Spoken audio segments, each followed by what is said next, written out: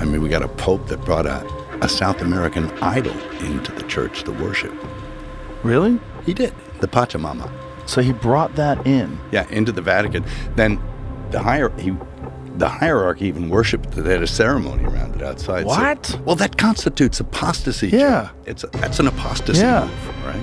Worshipping false gods. Yeah, that's number one on the Mosaic hit list. So it's an inside job.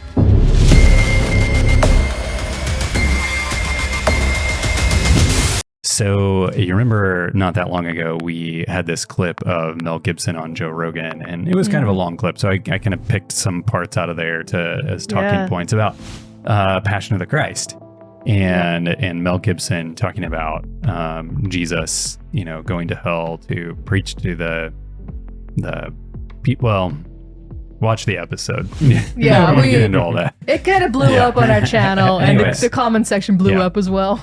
So. And just for clarification, that wasn't we don't do this to put people in a bad light. We're not like trying to throw dirt on Mel Gibson or anything like that. And just kind of discussing, he's making this film, this is what's in it, and talk about the theology of that. So anyway, I want to show you another clip from here because it's talking about something more specifically Catholic. So have you heard of Vatican II? Okay, so he's going to hit on Vatican II and some issues around that. So here we go. And when you asked what's the difference between pre-Vatican II, so Vatican II happened, and of course they took the church and they reformed it, and they changed things in it, and it didn't necessarily agree with everything that went before it.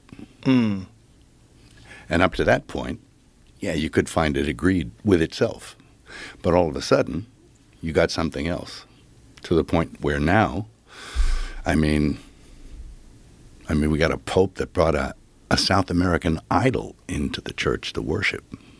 Really? He did. The Pachamama. He brought the South American, and he got. I don't know what that is. It's kind of like a South American god, Pachamama. Why would he do that? Good question.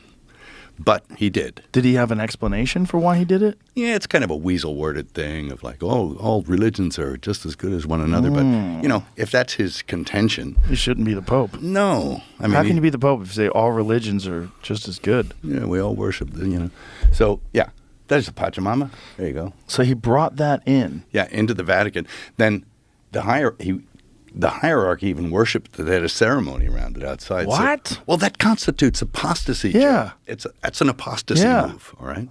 Worshipping false gods. Yeah. That's number one on the Mosaic hit list. You know? Moses goes up on the mountain. He comes back down. People are worshiping a golden calf. Yeah. It's that. Yeah. So you can't do that. And for me, that's a departure from... that's called apostasy. Right. It's a falling away from it. And the very nature of apostasy means that you have to be part of it to fall away from it. Mm-hmm. So it's an inside job. Wow. That was a pretty heavy statement. Wow. Inside job? It's very revealing. I would agree with him. I would too. Mm-hmm. Yeah. He's almost, you think it almost sounds like he's echoing 2 Thessalonians chapter 2. Right? Right? Because, it alludes to the Antichrist power being a part of the faith, and it's like, used to walk with us and it's come out. And, anyway, that was kind of some of my takeaway. So, yeah. Joe Rogan. Do you know anything about Joe Rogan? I mean, he's one of the most popular YouTubers outside of like him being a conservative-minded person. He does portray that he's really genuinely searching for truth. It appears that way, and he used to be kind of a atheist, I guess, from what I'm reading, and he's become a lot more vocal about faith and says the world needs Jesus and these kind of things. Again, not to be critical of Mel Gibson, but that was kind of my first thought too, is you're picking on this one thing, but then there's some other things in Catholicism that are that way which you too. Probably might not even know about, Maybe not. I don't know. He seems like he's able to speak to the issues. But I think it's neat to see that something's irking him about it. Yeah. You know what I mean? And that he's willing to actually address that, and maybe hopefully it's a good thing. Some of those things will come more readily to him or something. Yeah. This is what came to my mind. Would you mind reading it, James? You shall not make for yourself a carved image, any likeness of anything that is in heaven above, or that is in the earth beneath, or that is in the water under the earth. You shall not bow down to them nor serve them. For I, the Lord your God, am a jealous God, visiting the iniquity of the fathers upon the children to the third and fourth generations of those who hate me, but showing mercy to thousands to those who love me and keep my commandments. Amen. Yeah, and so, when he was mentioning that, I'm thinking, well, but in the Catholic 10 Commandments, like, that is not there. They've taken it out. And that doesn't seem to be an issue. Anyway, but yeah, again, he could be waking up, he could be having this whole religious epiphany. I don't know. But that's where my mind went, is like, we can pick on one thing, but there's all kinds of things to pick on. But fascinatingly, he talked about Vatican II. Do you know much about Vatican II? So the Vatican basically is rebranding, I guess. Yeah, you can sort of think of it that way. Kind of coming as like, okay, maybe we did some really bad stuff in the back. So it's a real big dismissal of, we're not like that anymore. We're going to be like this. My understanding is it's a very ecumenical movement. It's trying to bring all of the other faiths in, which is interesting. That Mel Gibson was referencing that God, because recently the Pope was also seen with the witch's stang. That was nuts. That was actually nuts. It was, you guys brought that up on a show, or I remember when that came out. It was the Hallow app episode. That's right. That was wild. But that's my understanding of it. It was an ecumenical movement. But my understanding is also that they are trying to publicly look like they've changed, but they actually haven't changed. Yeah. Okay. Yeah, that's pretty good. Anything that you want to throw in there? Well, it's interesting, from Bible, we know that God does not change. His law is reflective of his character, and he says, I change not. But also, Revelation reveals the beast power, first beast of Revelation 13, as having leopard-like spots. So it's interesting that the beast, can a leopard change its spots? If we're talking about a change, fundamentally, if this power is the leopard, it's not going to change, really. It's just going to veil it in a different way, but it's not changing. Yeah, Vatican II happened after Pope John the 23rd was elected, which is a contested papal election. Even Mel Gibson, in another part of that interview, brings this up because there was black smoke, which was it's supposed to be white. There was the white smoke, which says, okay, we have a pope, and then there was black smoke, I guess, within a short period of time. I don't know, remember if it's like half an hour later or something, and it was like, okay, well, there's whoever was selected got deselected or something like that. So he's kind of talking about this whole thing, like, what's going on here? Like, is the real pope really this guy, or is it supposed to be somebody else? And there's a movement in Catholicism that says the papacy's seat is vacant and has been since that time. They don't believe that a real pope has been on the throne. I would like to have a camera in that room. Yeah, why can't we see? Why can't we see them picking one? What are they doing in that room that they don't want to show anybody? Yeah. I like what you said there. I mean, unless it's the Black Pope. That has, I mean, I don't know. I see a Pope out there. I see Pope Francis. It seems to me like there is a Pope, but we know that the Black Pope really is in power, which is a Jesuit Pope as well, which is a secret society that's run by the Vatican. Got a whole video on that if you want to watch that. But he's actually in power and he is the general. The Pope Francis is just the face. Yeah. Anyway, getting off a little bit of track, but Vatican II happened after his election. So somewhere in like the early 60s through about 1965, they met several times. Out of that was produced like 16 documents and 4 major themes and things like this. But Huffington Post ran an article that said Vatican II changed the Catholic Church and the world. So here is what they said. Scotty, you want to read that? The shift included the Catholic Church's attitude toward other religions. Before Vatican II, Catholics weren't supposed to visit other denominations' houses of worship. The Catholics looked down on the other religions and thought of them as condemned to hell.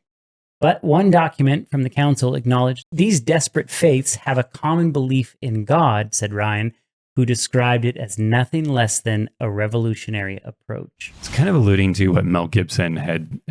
He's like, this is apostasy. Here we are, But part of Vatican II was this real ecumenical push, like you alluded to.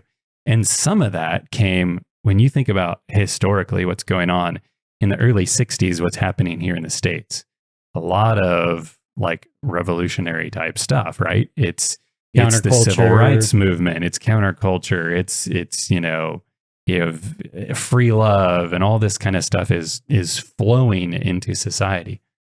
One of the things that Catholicism came under heavy scrutiny for was anti-Semitism. And so they're trying to find a way to be like, we don't want to appear to be anti-Semitic. And you have the whole Jewish-Palestinian conflict that's, also playing into this.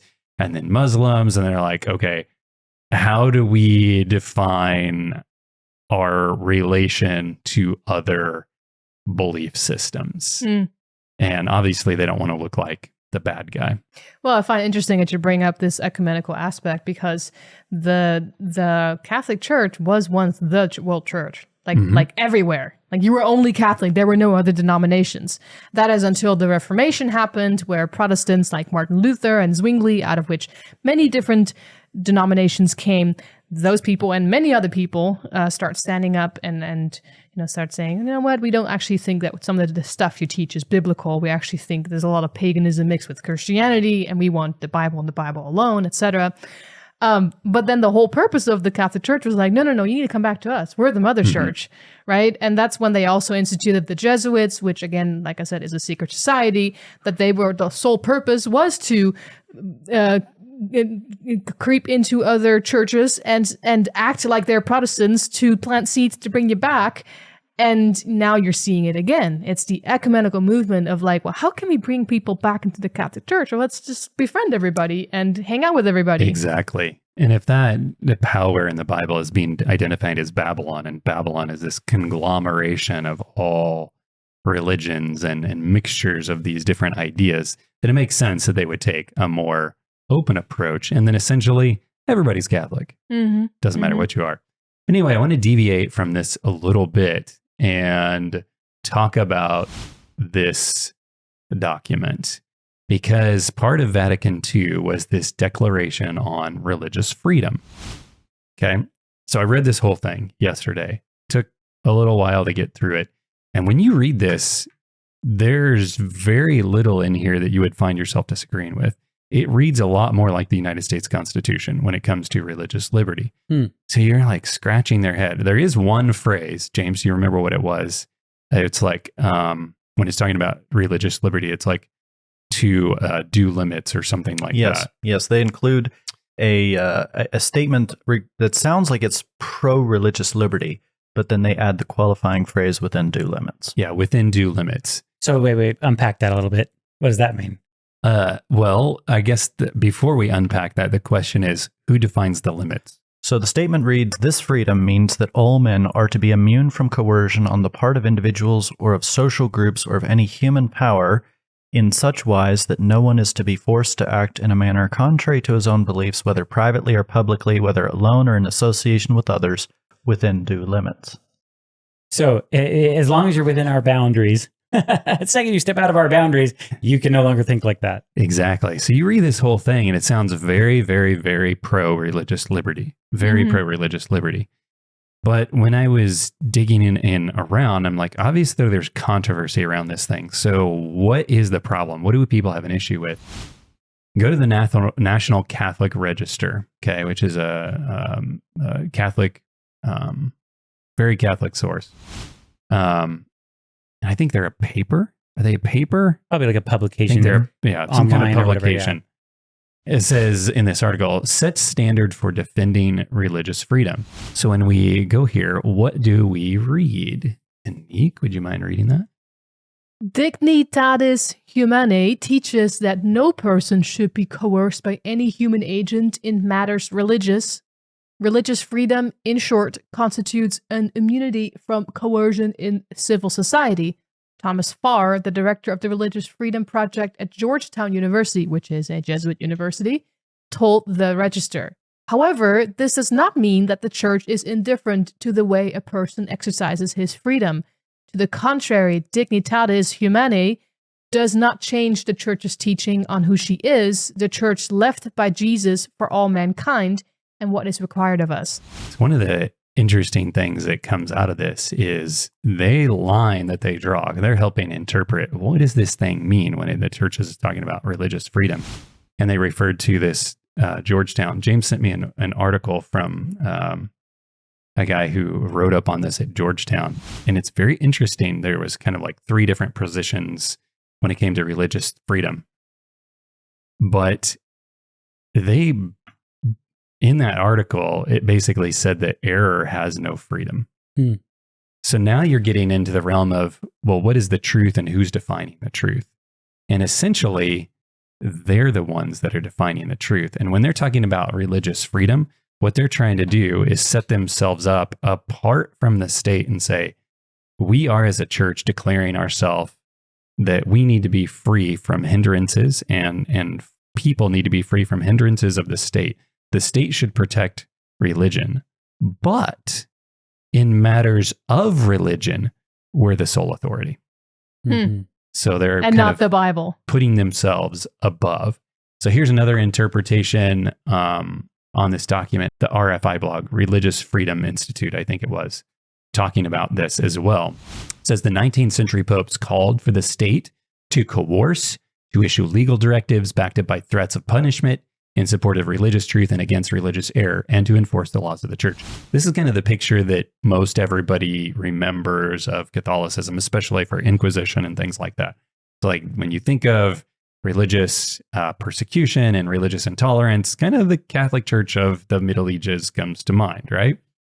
It goes on, it says, but in 1965 in Dignitatis Humanae, Vatican II taught something that appears quite opposite. When you read it, I'm telling you, it looks like total religious freedom. That we have a right not to be coerced in our religious activities by the state, except where the state needs to protect just public order, because the state lacks the authority to coerce religiously. Okay, we go on. One of the 2 powers has for its proximate and chief object the well-being of this mortal life. The other, the everlasting joys of heaven.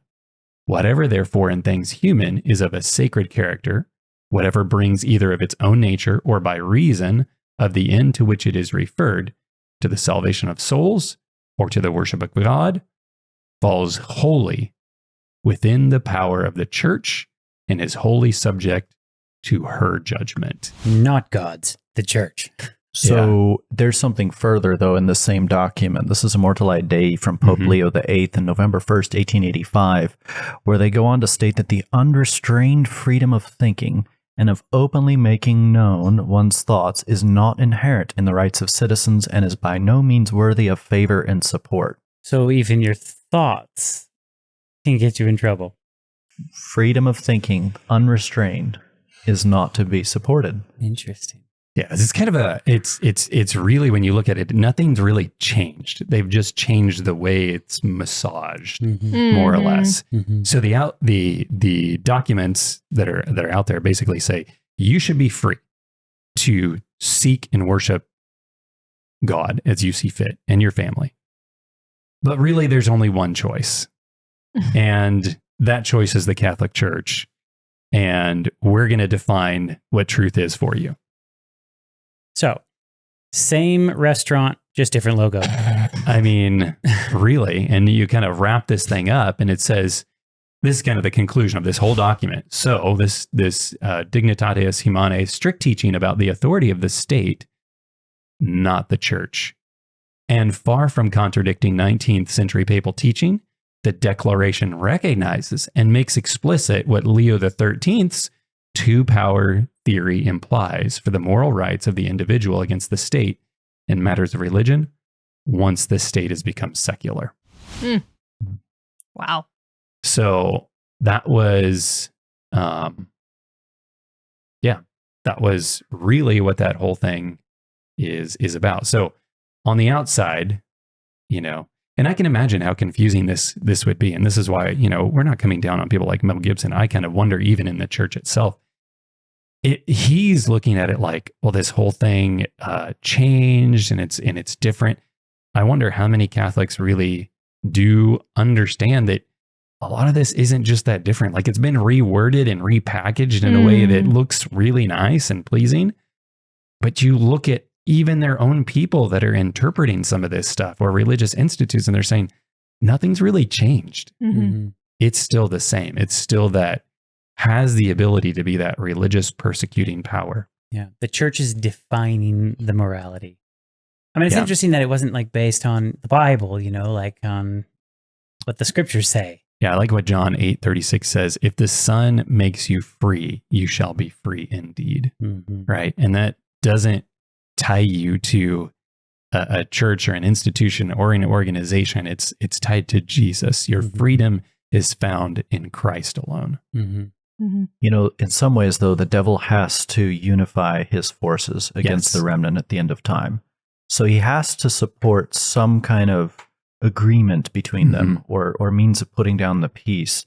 And one of the ways that I think Dignitatis Humanae is actually reflected in Catholic, I guess, art and doctrine and pushes is actually a model by Vincenzo Pandolfi. And we talked about this before on the Jesuit episode, where you've got this one central church and all these other denominations are encircling around it. And it's almost like what Revelation describes, where you've got this mother church and you've got all these daughters. So long as you agree with that mother church and accept her authority in spiritual matters, you have freedom to, you know, certain freedom to say what you want. But the minute that you step outside of that, then you're deemed a heretic. And you see this too with all the presidents and world leaders that come and show up to the Pope. I mean, we mentioned this before off camera that at one point Trump made some remark about the Pope. He was joking about the Pope or something. But lo and behold, when he gets voted in, he's standing there and he's making a visit. I mean, they're all doing it. And they're not all doing it to some other Christian leader. It's just the Pope. Right. It's wild when you see those videos of all these like famous world leaders and stuff like that all coming and visiting him. They recognize him as a man of authority and of power. But it's like, but he's a religious person. Why is he showing up at all your political events and all your political meetings with all of the world leaders? What does he have to do with that? What does he know about the economy? I like how Christ, all through the Bible, is the source of religious liberty. You look at the Garden of Eden, he offered them a choice. It wasn't coercion. It wasn't anything like that. It was like, look, you can choose. And he has allowed humanity continue to choose. It doesn't mean that your choices won't have consequences. They'll have consequences. But Christ, all throughout the human history, has allowed us to choose. And that's why I believe that James refers to God's law as the law of liberty. You know, we can choose. It doesn't mean that we're always going to make the right choice, but Christ has instituted religious freedom for every person to say, you know what? The choice is up to you. You decide. Not only that, but he's also said that vengeance is mine, I will repay. That's right. So when there's people who diverge from truth, it doesn't require the state to come along and say, well, we're going to persecute these heretics. God is the one that will step in and correct matters. He can actually take care of it. He knows what to do. Exactly. Yeah. All right. Well, thank you all for watching. We hope that you will appreciate this. And check it out some more. I mean, we didn't do anything exhaustive on Vatican II. We may do something in the future with James and look into that a little more. But I hope that you appreciate your religious freedom, no matter what walk of life you're coming from. And so make sure you give this video a thumbs up, a like, share it with somebody who may need to see it. And we hope to see you next time in another episode of LED Live. Take care.